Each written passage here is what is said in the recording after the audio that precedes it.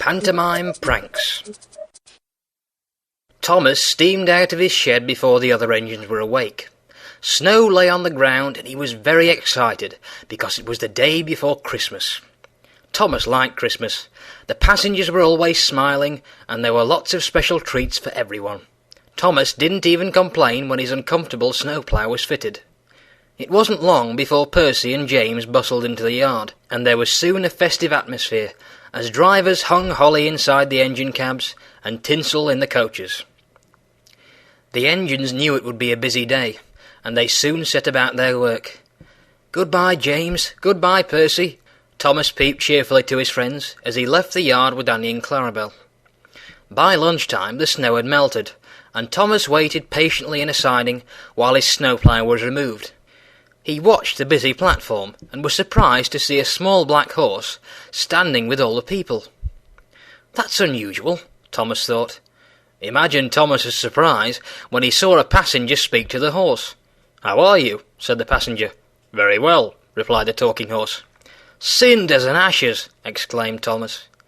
Back in the yard, Thomas told the other engines about the talking horse, but he wasn't the only one who had seen something mysterious that morning. "That's nothing," said Percy cheekily. "At Wellsworth Station I saw a black pudding with blue flames coming off it. It was on fire, so I shouted, 'Help!' but nobody paid any attention." "Oh dear," said Edward. "Well, imagine my surprise," interrupted James, "when I saw Gordon's guard with his daughter Nancy." "What's surprising about that?" laughed Percy. "He was wearing a flowery dress over his uniform," gasped James. The engines were used to seeing different things on the railway, but they agreed this was the most unusual day they had ever had. They decided to talk to the Fat Controller that night. It was dark when the Fat Controller came to the yard. The engines whooshed and chattered noisily. "Quiet," shouted the Fat Controller. "You can tell me about it inside the big shed," he said knowingly. The yard was filled with steam as the engines shunted noisily into the shed. When the steam cleared, they got a lovely surprise. The shed had been decorated and was filled with children singing carols. At one end, a stage had been made so a Christmas pantomime could be performed by the railway staff. The engines watched happily and quietly until the end.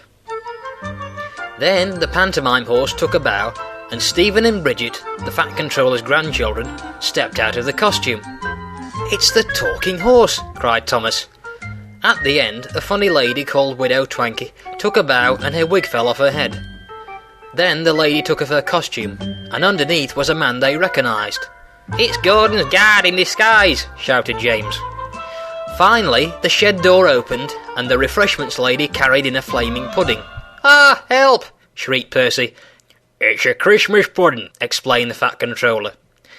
While everyone ate their pudding, the engines agreed that pantomimes are a lot of fun.